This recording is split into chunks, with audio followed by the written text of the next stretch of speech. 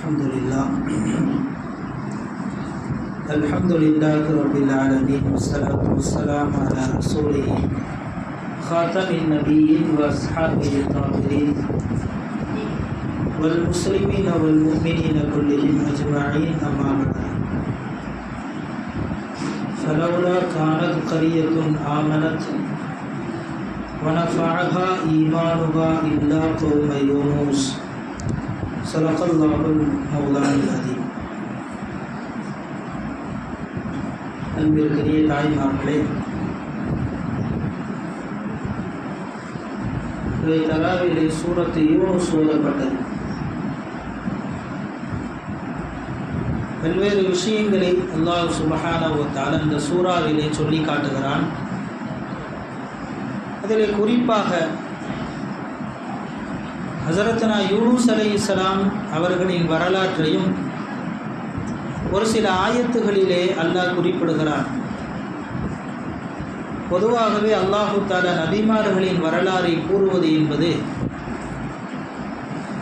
நம்முடைய மனது உறுதியாக வேண்டும் என்பதற்காக, நம்முடைய மனது திடப்பட வேண்டும் என்பதற்காகத்தான் அல்லாஹ் பல நபிமார்களின் வரலாறுகளை குர்ஆனின் வழியாகவும் ஹதீஸ்களின் வழியாகவும் வரலாறுகளின் வழியாகவும் நமக்கு கற்றுத்தருகிறான். அதன் அடிப்படையிலே ஹஸரத்னா யூனுஸ் அலைஹிஸ்ஸலாம் அவர்களை குறித்த சில தகவல்களை நாம் இன்றைய நாள் கொஞ்சம் சிந்தித்து பார்க்கலாம். ஈராக் நாட்டிலே தஜ்லா என்ற ஒரு நதி இருக்கிறது, ஒரு ஆறு ஓடிக்கொண்டிருக்கிறது ஈராக் நாட்டிலே. அந்த தஜ்லா என்கின்ற நதிக்கரை ஓரத்திலே ஒரு கூட்டத்தார்கள் வாழ்ந்து கொண்டிருந்தார்கள், ஒரு சமுதாயம் வாழ்ந்து கொண்டிருந்தார்கள். அவர்களுக்கு நைனுவா என்று சொல்லப்படும். இந்த கூட்டத்தார்களுக்கு நைனுவா கூட்டத்தார்கள் என்று வரலாற்றிலே சொல்லப்படுகிறது. அவர்களின் எண்ணிக்கையை குறித்து சொல்லப்படும் பொழுது சுமார் 1,00,000 நபர்கள், அந்த நைனுவா கோத்திரத்தை சார்ந்த மக்கள் அந்த தஜ்லா நதிக்கரை ஓரத்திலே வாழ்ந்து கொண்டிருந்தார்கள். அவர்களின் செயல்பாடுகள் முற்றிலும் இறைவனுக்கு மாறுபட்டதாக இருந்தது. படைத்த இறைவனை விட்டுவிட்டு விக்கிரகங்களை, சிலைகளை வணங்கக்கூடிய, சிலைகளுக்கு வழிபாடு செய்யக்கூடிய முற்றிலும் மாறுபட்ட ஒரு கொள்கையிலே இருந்து கொண்டிருந்தார்கள் அந்த நைனுவா என்ற மக்கள்.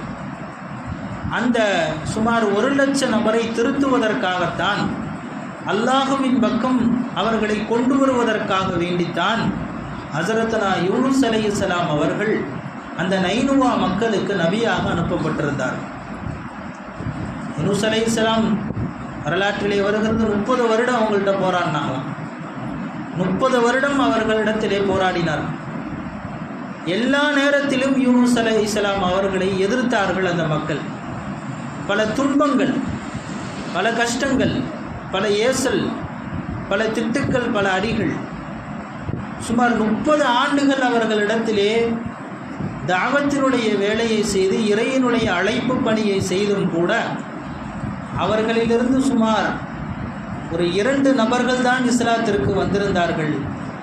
பெரும்பாலான நபர்கள் இஸ்லாத்திற்கு வரவில்லை, இஸ்லாமிய மார்க்கத்தை எதிர்ப்பவர்களாகவும் இருந்து கொண்டார்கள் என்று வரலாற்றிலே வருகிறது. உங்களுக்கு தெரியும், நூஹ் அலைஹிஸ்ஸலாம் 950 வருஷம் தாவத்து செஞ்சாங்க. நூஹ் அலைஹிஸ்ஸலாம் 950 வருடங்கள் அவர்கள் இறை அழைப்பு பணியை செய்து கொண்டிருந்தார். ஹூத் அலைஹிஸ்ஸலாம் 464 வருடங்கள் அழைப்பு பணியை செய்து கொண்டிருந்தார்கள் என்று வருகிறது. இப்படி பல 100 வருடங்கள் வாழ்ந்த நபிமார்கள் அவர்களின் சமூகத்தை அல்லாஹ்வின் பக்கம் அழைத்து கொண்டு வர வேண்டும், ஈமானின் பக்கம் அவர்களை கொண்டு சேர்க்க வேண்டும் என்பதற்காக எவ்வளவோ கஷ்டங்களை பொறுத்து கொண்டார்கள், எவ்வளவோ விஷயங்களை சகித்து கொண்டார்கள், பொறுமையாக இருந்தார்கள். எனவேதான் அவர்களின் வரலாறுகளை நாம் படிக்கின்ற பொழுது அல்லாஹ் சுப்ஹானஹு வ தஆலா சொல்கிறான், குல்லன் நகுஸ்ஸு அலைக மின் அன்பாஇ ருசுலி மா நுஸப்பித பிஹி. இந்த நபிமார்களின் வரலாறுகளை உங்களுக்கு ஏன் சொல்லுகிறேன் என்றால், உங்களின் உள்ளம் திடப்பட வேண்டும் என்பதற்காகத்தான், உங்கள் உள்ளம் உறுதியாக ஆக வேண்டும் என்பதற்குத்தான் நபிமார்களின் வரலாறுகள் உங்களிடத்தில் சொல்லப்படுகிறது என்று அல்லாஹ் சொல்கிறான். இப்போ அந்த வகையில் யூனுஸ் அலைஹிஸ்ஸலாம் 30 வருடங்கள் போராடி பார்த்தாங்க. ஒரு 2 நபர் தான் மாறி வந்தாங்க, மீதி யாருமே வரல. ஒரு கட்டத்தில் யூனுஸ் அலைஹிஸ்ஸலாம் அந்த நைனுவா மக்களை பார்த்து சொன்னாங்களாம், நீங்கள் என்னுடைய வேண்டுகோளுக்கு செவிசாய்க்கவில்லை என்றால் அல்லாஹ்வினுடைய கோபப்பார்வை உங்கள் மேலே இறங்கிடும், ஜாக்கிரதையாக இருங்கள் என்று யூனுஸ் அலைஹிஸ்ஸலாம் அவர்கள் எச்சரித்தார்கள். ஆனால் அந்த நைனுவா மக்கள் கேலி செய்தார்கள். அல்லாஹ்வுடைய கோபப்பார்வையா, அது எங்கள் மீது இறங்குமா என்று கேலி செய்து சிரித்தார்களாம். நெருப்பு மலையை அல்லாஹ் உங்கள் மீது பொழிந்து விடுவான், எச்சரிக்கையாக இருங்கள் என்று யூனுஸ் அலைஹிஸ்ஸலாம் அவர்கள் எச்சரித்தார்கள். அப்படியா, அவ்வளவு சக்தி அல்லாஹ்வுக்கு இருக்கிறதா என்று கேலி செய்தார்கள் அந்த நைனுவா மக்கள். எவ்வளவோ போராட்டம், கடைசியாக யூனுஸ் அலைஹிஸ்ஸலாம் அவர்கள் தன்னை கிண்டல் செய்தாலும் பரவாயில்லை, ஆனால் அல்லாஹ்வினுடைய சக்தியை இந்த மக்கள் கிண்டல் செய்கிறார்களே, கேலி செய்கிறார்களே என்று பொறுத்து கொள்ள முடியாமல் ஒரு கட்டத்தில் பொங்கிவிட்டு யூனுஸ் அலைஹிஸ்ஸலாம் அவர்கள் ஒரு சாபமாக இந்த வார்த்தையை சொல்லிவிட்டு போனார்கள். 40 நாட்கள், 40வது நாள் அல்லாஹ்வினுடைய வேதனை உங்களை சூழ்ந்து கொள்ளும் என்று யூனுஸ் அலைஹிஸ்ஸலாம் அவர்கள் அந்த மக்களை கோபமான முறையில் சபித்து விட்டு அந்த ஊரை விட்டு வெளியே போயிட்டான். அதன் பிறகு அந்த ஊரில் அந்த நகரை விட்டு வெளியே போய் ஒரு மலை உச்சியில் போய் யூனுஸ் அலைஹிஸ்ஸலாம் அவர்கள் அங்கிருந்தவாறு அல்லாஹ்ட்ட துவா செஞ்சாங்க. யா அல்லாஹ், இந்த நைனுவா மக்களை நான் எவ்வளவோ திருத்த பாடுபட்டேன், ஆனால் கடைசி வரை இவர்கள் திருந்தவே இல்லை. என்னை கொடுமைப்படுத்தினார்கள், அது கூட எனக்கு பெருசாக இல்லை. ஆனால் உன்னுடைய சக்தியை அவர்கள் குறைகூறி உன்னுடைய வல்லமையை அவர்கள் கேலி செய்கிறார்கள், அது என்னால் பொறுக்க முடியல. எனவே நான் அவர்களிடத்திலே சொல்லி வந்த அந்த விஷயத்தை 40 நாட்கள் கழித்தவர்களின் மீது நீ நெருப்பு மலையை பொழிவாயாக, என்னுடைய வாக்கை நீ காப்பாற்றுவாயாக என்று யூனுஸ் அலைஹிஸ்ஸலாம் அவர்கள் மலை உச்சியிலே துவா செய்தார்கள். யூனுஸ் அலைஹிஸ்ஸலாம் சொல்லிட்டு போயிட்டாங்க. 39 நாள் ஆச்சு. 39 நாட்கள் கழிந்தது, எந்த ஒரு அடையாளமுமே இல்லை. ஜாலியாக இருக்காங்க நைனுவா மக்கள். போயிட்டார், ரொம்ப நல்லதாக போச்சு, இவ்வளோ நாள் இருந்தார், நம்மளை தொல்லை பண்ணிக்கிட்டு இருந்தார், இப்போ போயிட்டாருப்பா அப்படின்னு 39 நாள் நல்ல ஜாலியாக ஒரு சந்தோஷத்திலே இருந்தார்கள் அந்த நைனுவா மக்கள். ஆனால் 40வது நாள் ஆகும்போது ஆட்டோமேட்டிக்காக அவர்களுடைய உள்ளத்தில் ஒரு பயம் ஏற்பட்டது, ஒரு அச்சம் அவர்களை கவ்விக்கொண்டது. 39 நாள் ஒன்றும் தெரியல. அந்த கடைசி நாள் 40வது நாள் வந்த பொழுது அவங்களுக்குள்ளேயே ஒரு பயம், ஒரு அச்சம். யூனுஸ் சொல்லிட்டு போனாரே, 40வது நாளில் உங்களுக்கு அல்லாஹ்வினுடைய வேதனை வரும் என்று சொல்லிவிட்டு போனாரே, இன்றைக்கி வந்துருமோ அப்படின்னு எல்லாருக்கும் பயம். ஒரு மாலை நேரம் ஆன பொழுது ஒரு குளிர்ந்த காற்று வீசுகிறது அந்த ஊருக்குள், நைனுவா ஊருக்குள், அந்த மக்கள் இருந்த பகுதிக்குள் ஒரு குளிர்ந்த காற்று, சில்லென்று ஒரு காற்று, ஒரு தென்றல் காற்று வீசியது. தென்றல் காற்று வீசி முடித்தவுடன் அப்படியே சூடான காற்று வீசுகிறது. எந்த அளவுக்கு சூடு, தாங்க முடியாத அளவுக்கு ஒரு சூடான காற்று அப்படியே வர ஆரம்பிக்கிறது. மேலே வானத்தை, மேகங்களை பார்க்கிறார்கள். ஒரு நெருப்பு கங்குகளை போல் அப்படியே ரெடியாக இருக்குது, பொழிவதற்கு தயாராக இருக்கிறது வானத்தினுடைய மேகங்கள். எப்படி மழை வருவதற்கு முன்னால் அந்த கருப்பு மேகங்கள் அடர்ந்து இருக்கும், நாம் பார்த்தால் மழை வரப்போகிறது என்று நினைப்போம் அல்லவா, அதுபோல செக்கச்செவேல் என்ற நெருப்பை போன்ற மேகங்கள் அவர்கள் தலைகளுக்கு மேலே அப்படியே சூழ்ந்து நின்று கொண்டிருக்கிறது. அப்போதான் உங்களுக்கு தெரிகிறது யூனுஸ் நபி சொன்னது உண்மைதான், இந்த மேகம் அல்லாஹ்வினுடைய வேதனையை தரத்தான் வந்திருக்கிறது என்று நினைத்து அந்த ஊர் மக்களும் அந்த ஊரிலே ஆட்சி செய்து கொண்டிருந்த மன்னரும் எல்லாரும் ஒன்று சேர்ந்து வந்து இப்போ அல்லாஹ்வினுடைய அச்சம் அவர்களுக்கு வந்து அழுகிறார்கள், துவா செய்கிறார்கள், அல்லாஹ்விடத்தில் மன்னிப்பு தேடுகிறார்கள், இஸ்திக்பார் செய்கிறார்கள். வரலாற்றிலே வருகிறது, அல்லாஹ் குர்ஆனில் சொல்கிறான், லவ் ஆமனூ, அவர்கள் ஈமான் கொண்டு அல்லாஹ்விடத்திலே பாவ மன்னிப்பை தேடிய போது கஷஃப்னா அன்ஹும், அவர்களை விட்டு நாம் வேதனையை விலக்கி விட்டோம் என்று அல்லாஹ் சொல்கிறான். அவர்களை விட்டும் வந்த வேதனையை நாம் விலக்கி விட்டோம் என்று அல்லாஹ் சொல்கிறான். கடைசி நேரத்தில் அவர்கள் செய்த தௌபா, அவர்கள் செய்த அந்த பாவ மன்னிப்பு துஆவை அல்லாஹ் ஏற்றுக்கொள்கிறான். வந்த அந்த வேதனை அவர்களை விட்டும் அகற்றப்பட்டது. அப்போ அவர்களினுடைய துவா எந்த அளவு பலமாக இருந்திருக்கும் என்பது நமக்கு இங்கே புரிய வருகிறது. எனவே தான் அல்லாஹ் சொல்கிறான், வமா கான் அல்லாஹு முஅذிபஹும் வஹும் யஸ்தக்ஃபிரூன். இந்த மக்கள் என்னிடத்திலே பாவ மன்னிப்பு தேடிக்கொண்டிருக்கக்கூடிய நிலைமையில் இவர்களை நான் வேதனை செய்ய மாட்டேன் என்று அல்லாஹ் சுப்ஹானஹு வ தஆலா சொல்கிறான். எனவே தான் இதிலிருந்து நமக்கு கிடைக்கக்கூடிய ஒரு படிப்பினை என்னன்னா, நாம் மனிதர்கள் பாவம் செய்பவர்கள் தான். ஆனால் அந்த பாவத்திற்காக பாவ மன்னிப்பை தேடிக்கொண்டே இருக்கின்ற பொழுது அல்லாஹ் நமக்கு வர வேண்டிய தர இருக்கிற அந்த வேதனை கஷ்டங்களை அகற்றி விடுகிறான் என்று இந்த வரலாற்றிலிருந்து தெரிகிறது. எனவே தான் நபி ஸல்லல்லாஹு அலைஹி வஸல்லம் சொன்னாங்க, ஹதீஸுகளை நீங்கள் பல தடவைகள் கேள்விப்பட்டிருக்கலாம், மன் லஸிமல் இஸ்திக்ஃபார், யார் அல்லாஹ்விடத்தில் பாவ மன்னிப்பு தேடுவதை தன் வாழ்க்கையில் அவசியமாக்கி கொண்டாரோ, தினந்தோறும் அல்லாஹ்விடத்தில் பாவ மன்னித்து தேடிக்கொண்டே இருந்தார் என்றால் ரசூலுல்லாஹ் சொன்னாங்க, ஜஅலல்லாஹு லஹு மின் குல்லி ஹம்மின் ஃபர்ஜா, அல்லாஹு தஆலா அவருக்கு எல்லா கவலையிலிருந்தும் சந்தோஷத்தை தருகிறான். வமின் குல்லி லையிகின் மஹரஜா, எல்லா நெருக்கடியான சூழ்நிலைகளிலிருந்தும் வெளியேறக்கூடிய வழியை அவருக்கு அல்லாஹ் ஏற்படுத்துகிறான்.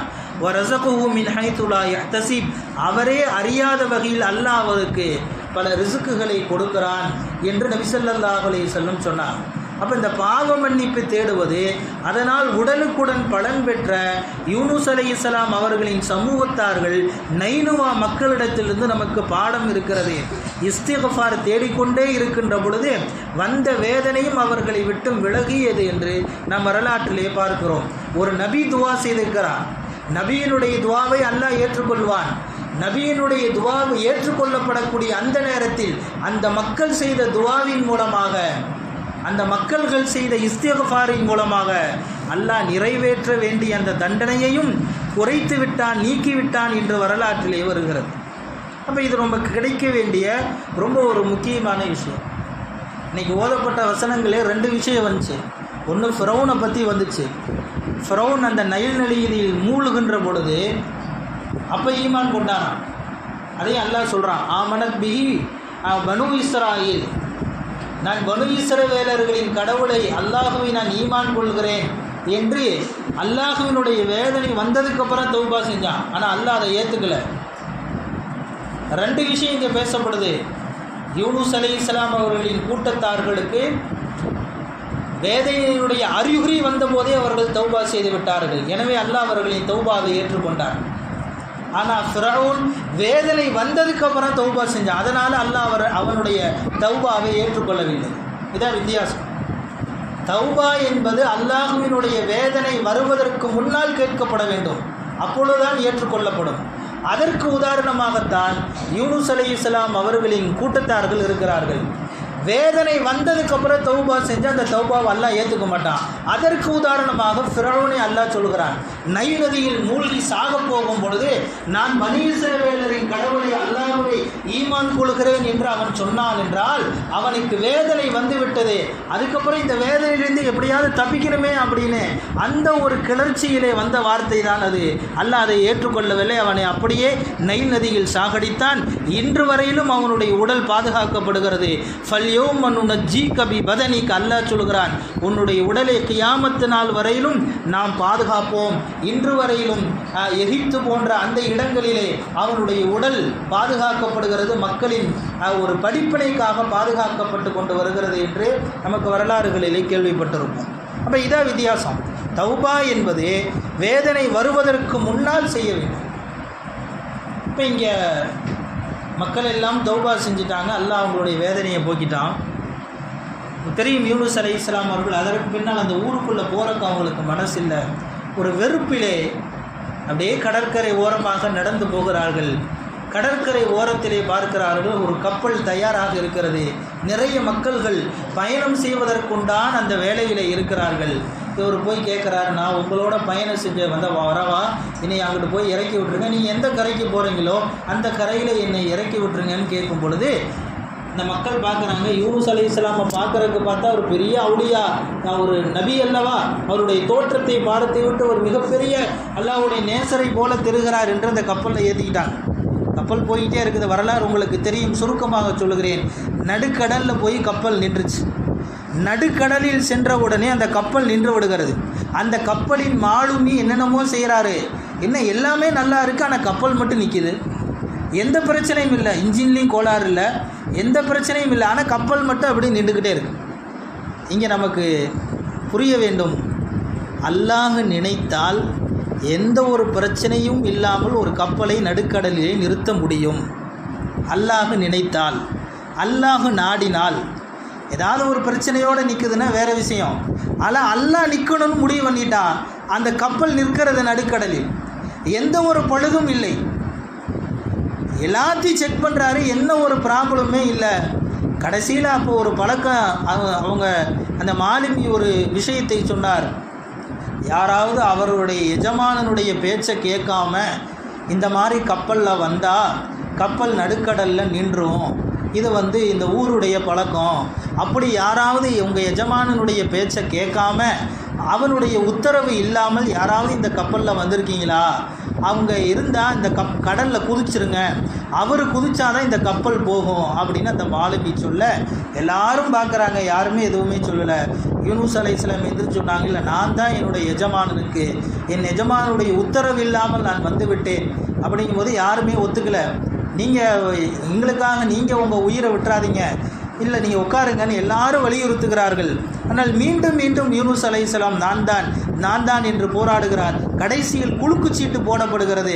அந்த சீட்டிலேயும் யூனுஸ் அலைஹிஸ்ஸலாமுடைய பெயர் தான் வருகிறது. 3 தடவை போடுகிறார்கள், 3 தடவையும் யூனுஸ் அலைஹிஸ்ஸலாம் அவர்களின் பெயர் தான் வருகிறது.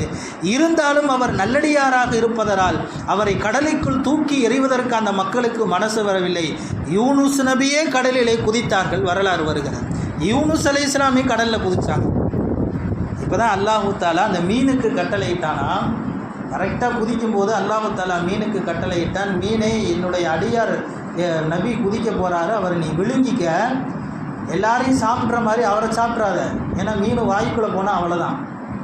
அல்லாஹ் அந்த மீனுக்கு வகி இறக்கனா, ஃபௌஹல்லாஹு இலா தாலிகல் ஹூத் அல்லா தாக்குலு ரஹ்மா, மீனே அவரை நீ விழுங்கு, அவர் உனக்கு உணவல்ல, அவருடைய சதைகள் உனக்கு உணவல்ல, அவர் உள்ளே வச்சிரு அப்படின்னு அல்லாஹ் மீனுக்கு கட்டளையிட்ட உடனே அவர் குடிக்க, அந்த மீன் விழுங்க, அவர் அப்படியே அந்த மீனுடைய வயிற்றுக்குள் போய் இருக்கிறார்.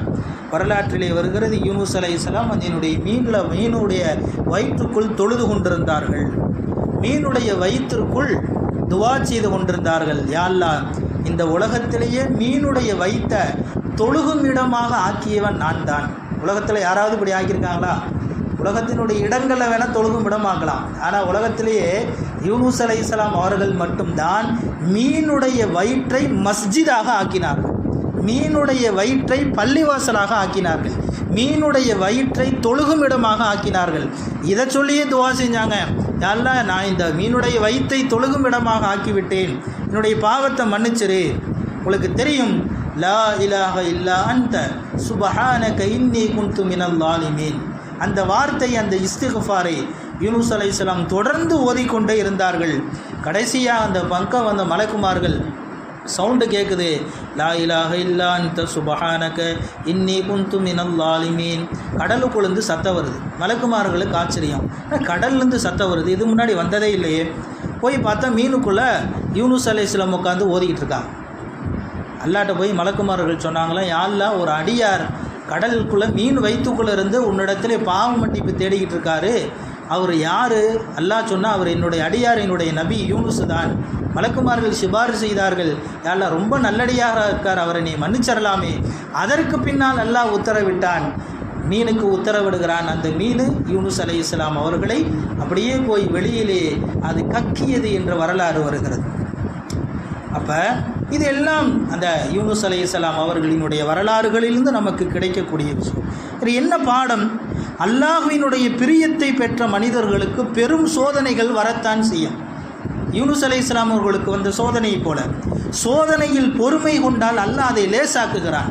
யூனுஸ் அலைஹிஸ்ஸலாம் அவர்களுக்கு லேசாகியதை போல அதே போல எவ்வளவு பெரிய சோதனை, அல்லாஹ்வுடைய சோதனை வந்தாலும் தஸ்பீஹும் தொழுகையும் துவாவும் சோதனைகளை நீக்கும். யூனுஸ் அலைஹிஸ்ஸலாம் அந்த மீனுடைய வயிற்றுக்குள் செய்த தஸ்பீ, தொழுத தொழுகை, அவர் கேட்ட துவா, அவர் அழுத அந்த கண்ணீர் துளிகள், இஸ்திக்ஃபார் அவரின் சோதனையை நீக்கியது. எல்லா காரியத்திற்கும் அல்லாஹ் மட்டும் போதும் என்கின்ற ஒரு தன்மை வந்துவிட்டால் யூனுஸ் அலைஹிஸ்ஸலாமை போல எவ்வளவு சிரமங்கள் வந்தாலும் அல்லாஹ் அதை லேசாக்கி விடுவான் என்பதுதான்.